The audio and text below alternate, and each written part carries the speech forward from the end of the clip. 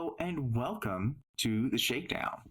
Our mission is to inform people about how the criminal justice system works, the real people impacted by the justice system, and methods to improve justice through compassionate and casual conversation.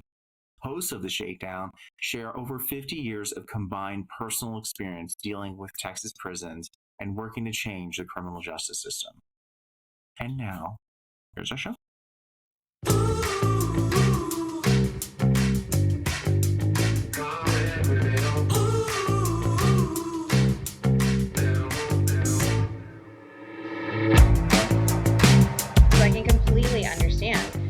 But I actually have a question for you guys, just because we are talking mental health. What was the access to it? It like depending on what. Obviously, I don't know how like in depth you guys go just yet on like your stories, but what was the access to mental health there? Was it just seeing like a counselor and getting on meds if you needed it, or? They're really my experience. Go ahead, Ryan. Dave. You've got more. All right. So my experience with the mental health in there is you go like when I went in through intake, you saw a shrink, right? Who really didn't care, asked you a bunch of questions. Are you okay? Your thoughts of suicide and all this, and they're like, okay, bye, right? And so then I think it was 2 years later. It really does. But it's so true that they don't care.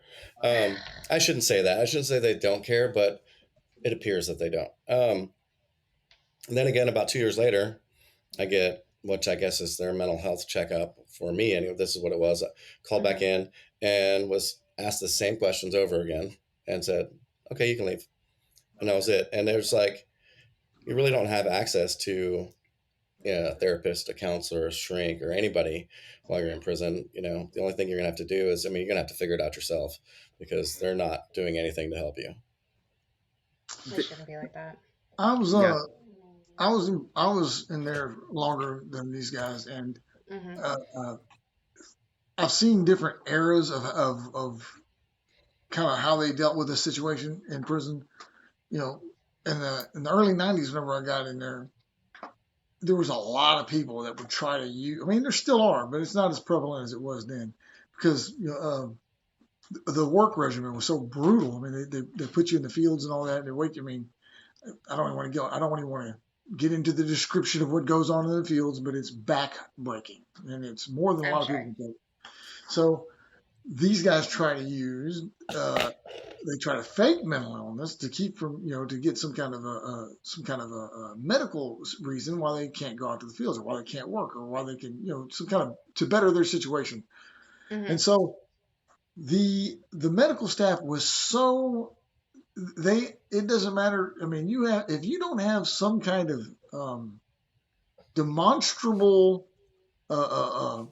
mental illness, and it's got to be to the point where there's just no denying it, and maybe even then they still wouldn't help you, because they feel like everybody that goes in, they treated everybody that went in there as if you're just trying to get out of work.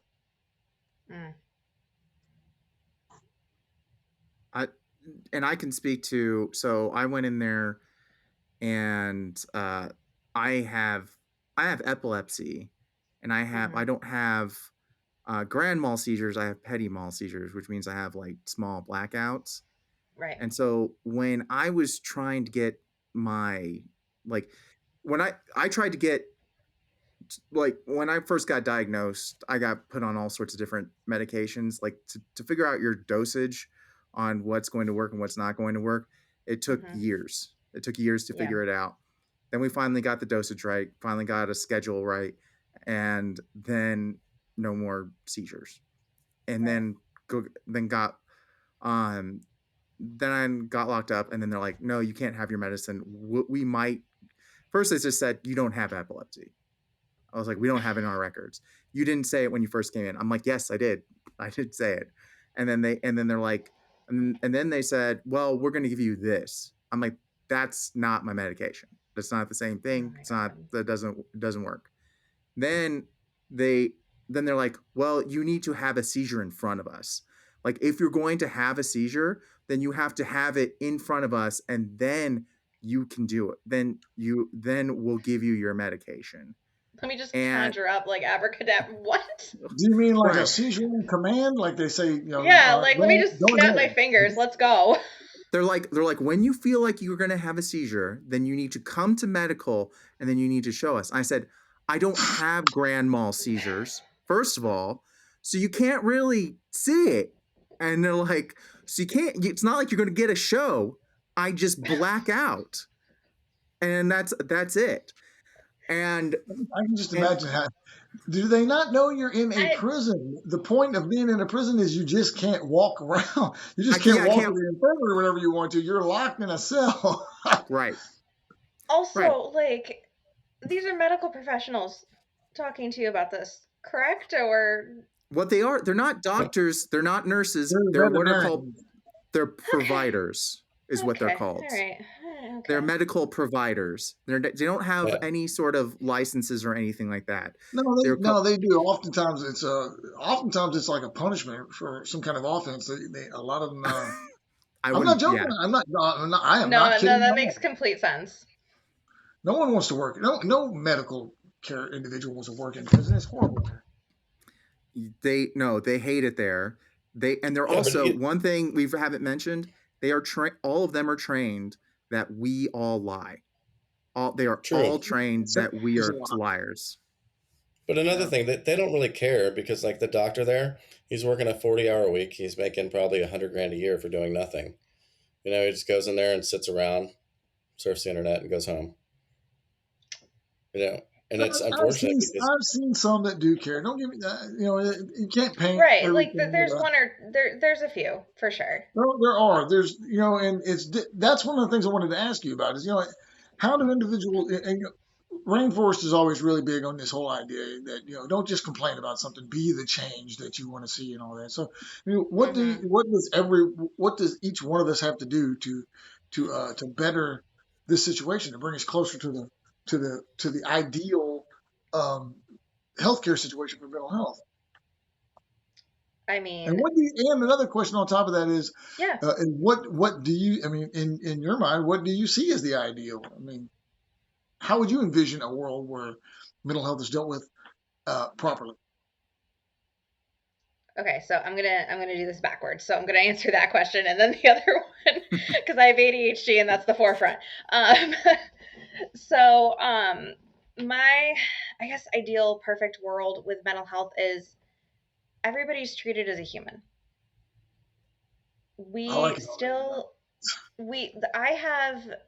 Having borderline, not a lot of people know a ton about it. It's BPD for short. It is not bipolar disorder. It is completely villainized because it's in the same cluster B as narcissistic personality disorder, antisocial personality disorder, and histrionic personality disorder. And who had all three of those that were well known? Serial killers. So, as ridiculous as that sounds, we get grouped in with them. Somebody saw on a true crime podcast that Jeffrey Dahmer may or may not had borderline, and they're like, oh, like you. And I'm like, I don't eat my friends. Thank you. So,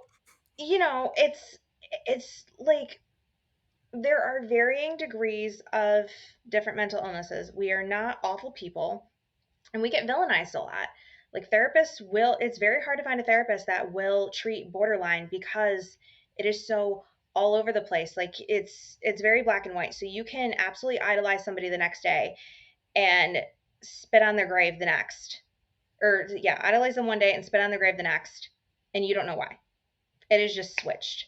So therapy is really, really difficult for a lot of therapists, and I get they have to protect their peace and stuff like that. So I've been bumped down to CPTSD because I don't have 7 out of 9. I've got like 5 or 6 out of 9 at this point characteristics. But that's just, we're villainized. We are not understood. We are villainized. And I feel like a lot of people that deal with very complex mental disorders or just misunderstood mental disorders are just kept at arm's length. And I feel like perfect world, mental health is a privilege. It's almost a requirement. Not that like you have to go see a therapist, but I think therapy would be good for everybody, whether you are just dealing with some work stress or, you're a new parent or something like that. Um,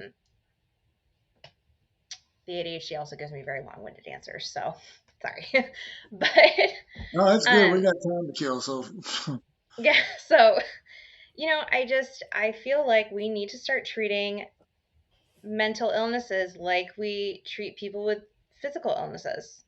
Like, you have diabetes, you need medication to stay alive. You have depression and anxiety, you need that medication to, a lot of the time, stay alive. Why do we sit there and go, do you really need it? Do you tell a diabetic, do you really need your insulin? Do you? No, we don't. We're like, you need that to function. So why are we doing that with, people seeking therapy and seeking help and trying to undo generational curses or undo their trauma or undo whatever the fuck is going on in their head? Sorry, I didn't mean to curse. Whatever's going on in their head. So I think that when we start really humanizing mental illness as a whole is when we're going to be making a change.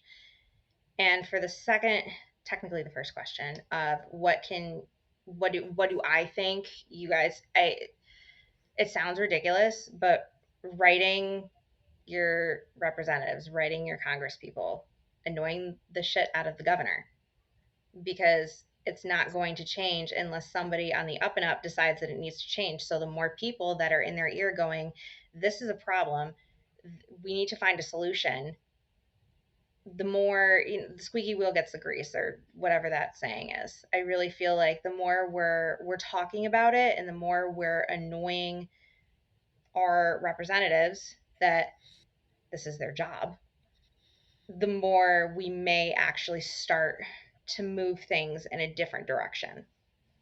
How do you, so when you're talking about that and writing your congressman, one of the big things that comes up in Congress a lot is they do talk about mental health, Mm-hmm. and it's the villain. It's the reason that there's school shootings. It's the reason that there's this or that. And what ends up being the result of that is, well, we just, anyone who has a mental health program problem, we need to take away more of their rights. Like, Yeah, that's not how that works. yeah. And so how do you take what you're saying and then turn that, like, make it so that they're not taking away rights, we're getting everyone help? I think a lot of mentally ill people and mental illness in general is not seen as an actual illness. It's seen as a problem that we just want to shove in the closet and pretend doesn't exist. So we pretend to do things and we talk a big game, and then we're just like, okay, that goes in the closet, and we don't, no more. We don't have to talk about it anymore. Like, I we only think have to that's, talk about it when it's in our faces. And we need to being in humanize it, prison that and it's, I'm sorry, I'm gonna keep jumping over you, but no, you're good. coming into prison in the early '90s, I can remember that they they made a lot of attempts to kind of turn prisons into a quasi mental health treatment thing. They would take these prisoners that were convicted of crimes Hmm. and then while they're in prison, all of a sudden now that you're mentally ill and they're going to try and treat you. It was a what I'm trying to say is that they were using prisons were a very convenient way to get a problem out of the public's face. It's not a problem Exactly. anymore if you can just chunk these people in prison, just throw them outside of the view of everyone, and that was a whole lot of what was going on. It's really sad. Hmm. I was always taken by the catch-22 situation that they want it both ways. When you're standing in front of a judge, a DA will go on and on to a jury or to a judge about how competent you are and how in control that you were and how thought out any crime that you may have done was, you know, Hmm. to illustrate just how culpable each individual is to get you as much time as they possibly can. And then as soon as Hmm. you walk in the door, they can't wait to tell you how crazy you are and that you're dangerous because of your craziness, and so you can't be let go. They even That came makes up with sense. and I mean and don't get me wrong, this is for a small subset of Mhm. very unlikable people, sex offenders, but they came up with a thing called a what it's called a civil commitment. Now, it's that this idea started in Florida sometime in the 90s, where you had a guy that Mhm. was done with his prison sentence, and and everybody started panicking because they were saying he was nuts, they were saying he was crazy, and that they didn't want him released because he was dangerous because he was crazy. Which in my Mhm. mind, for the first thing I thought was, well, if he was so crazy, why didn't he go to an insane asylum? Why was he in a prison? Right. He would have never had. You wouldn't be dealing with this issue right now if you didn't send him to prison. He would have been getting treatment this entire time. So judges can't, said, of course, you can't keep him in prison any longer than his sentence. He has to be let go. Right. So they came up with this concept of civil commitment that they were going to have doctors go and examine you, and that if they determined that you weren't sane, well, then they would take you straight from prison and then put you into a mental institution, and they where they could keep you indefinitely. And they're doing that right now, but they're only doing it with sex offenders. But I've seen how things oftentimes start with the people that you can least you know um, defend, like sex Mhm. offenders. And once that ball starts rolling, then it ends up Yeah. getting applied to everyone. It's gonna get Oh, real ridiculous, which is yeah. concerning. Yeah, because I was gonna ask you, were they actually treating, or were they just shoving a bunch of pills down people's throats and being like, "You're cured"? If yes, there was a lot of the pill thing. That's Mhm. primarily what was going on. There was Thorazine whenever I first got there was like the main Oh my thing, and god. it's and other over time, other drugs have had the popularity. They were over prescribing them to people. I mean, guys were walking around just dead eyed and drooling, Mhm. and And I'm That's not what that was knocking Dave. the only thing. medication. I'm not Huh? knocking medication at all. I think medication is fantastic when used properly and also used with therapy and coping skills and life skills and stress management. So I'm not knocking medication at all. I'm just saying, like, you can't shove a pill at a problem and call it a day. That's not how that No, works. definitely not. Right. I That's think what you Dave really have was to give. talking about at the beginning. He was talking about the Thorazine shuffle that a lot of inmates, especially at medical units, that's what Hmm. you would see them walking around on. I A lot mean, of they call inmates pill window, told and me That's it's a about like it. half the medication I have unit. not heard in a minute. Oh yeah, Yeah. I see a lot of people, and and then you have. It's just crazy because they just want to medicate them to keep them calm, give them a TV as a Yeah. babysitter, and you know, and put them Well, back on the street. They'll come back.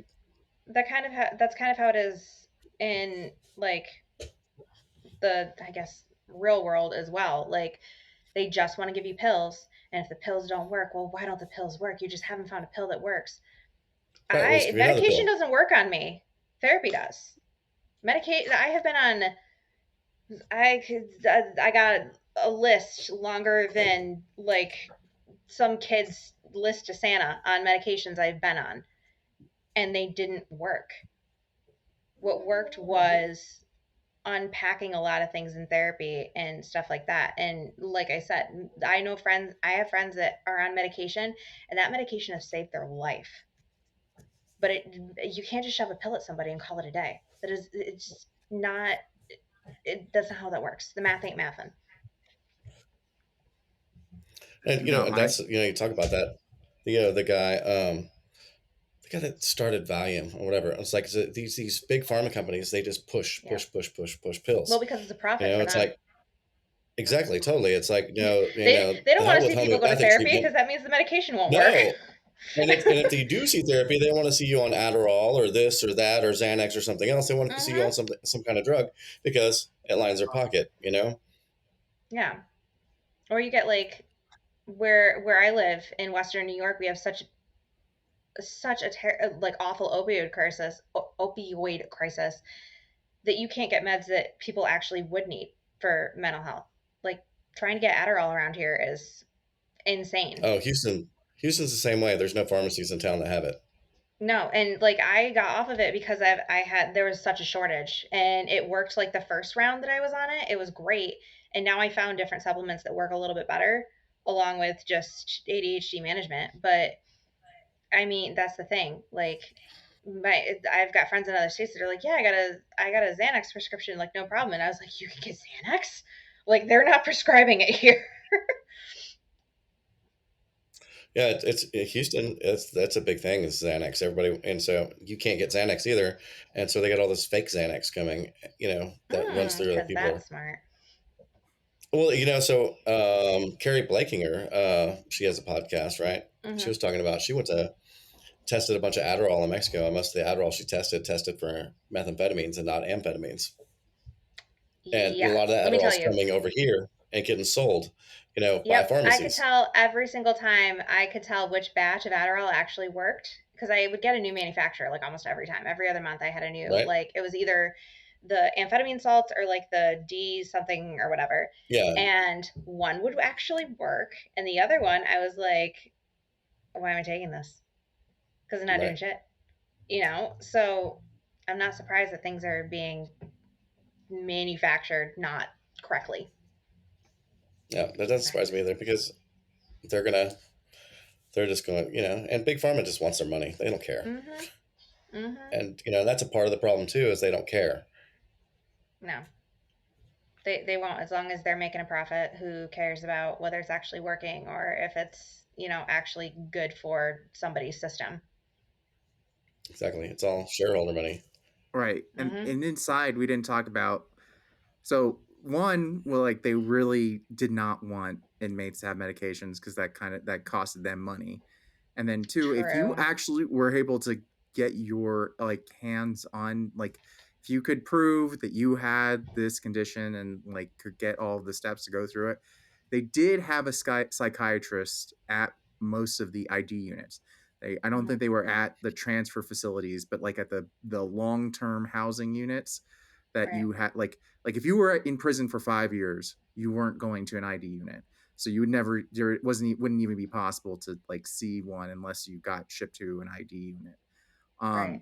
And then for those for a long haul, you go to an ID unit, and then you go see a psychiatrist. The psychiatrist, which I also think is only at certain units, had psychiatrists. Not all of them did. Mhm. They would just basically regiment your dose of what medication you were on, which was going to be some generic of something. And of the limited medications, it's not like you'd have a full pharmacy Right. there to choose from, and Right. that would be it. And that's what guys have at prison. And like if you wanted to have a visit, like you say, hey, I need to go visit the psychiatrist, or you need to go get on some sort of medication or like do something at medical, you'd have to send an I-60 in one day. It Mhm. might get responded to that night or the next day. Then you'd get called in, um, and it's going to take, usually minimum, it's probably going to take 2 hours. Like usually you have to Oh sit yeah, and wait to get called in. and don't get And caught that's and count. That's another hour. right. You're going to get caught and count at least once. Usually get caught and count twice, especially if you're going to go see like a psychiatrist, because the psychiatrist takes their sweet time. They're just trying to get through the day with as little work as possible. Mhm. And they're just going to, um, and then you're going to get caught and count at least twice. But that's assuming that the officer at your dorm says, like, um, what is it? They listen to your lay-in. Like a lot of times they won't even abide by it because you have a lay-in. That's what's supposed to let you go to medical. Sometimes officers like, no, they'll call it out. Yeah, that's and fact. and so then you don't, even though you have a pass to go to medical, they won't let you go. And sometimes you get to medical, and medical will be like, "Hey, where have you been?" And you're like, "Well, if I could have got out of my cell, or if I could have got off the Yeah. trustee camp, I would have been here." But they wouldn't let me out, and and it's just, it's just because they don't care. Again, it's like the dorm boss Right. doesn't care. They're just like, and it's just sad. The whole thing. No, So because glad to be away from there. they don't see 90% of you as human beings. That's really what a Well, lot of that that is probably the boils down problem. to. They're trained not to see us as human beings. I Mhm. mean, No, I think. What do you think, Dave? Come on. No, I was going to say, I think that, that for the most part, that people that are incarcerated get more therapy from the volunteers that come in through like the religious organizations, because those people actually care, Mm-hmm. That was going to be and another. it's not a lot. They don't get much, but it's like, at least they get something, they're getting, Right. That was going to be another thing I was going to ask Heather. Yeah, Heather said that one of the things that she wanted, people to do is to write their representatives, and that's all. That's very smart. That's a good idea. But I'm wondering if there's another. That's a top down kind of solution. I wonder if there's a bottom up solution, like something that we all can do, or something that we can get together and do that could be a start to a change. Or help one person. You can find Shakedown merch, graphic novels, and other projects at waywordpress.com. That's WAYWORD press.com. If you would like to support The Shakedown, get exclusive content, and watch episodes live, you can support us at patreon.com/The Shakedown. Like, subscribe, and leave a comment to give Malone that inner peace he so richly deserves.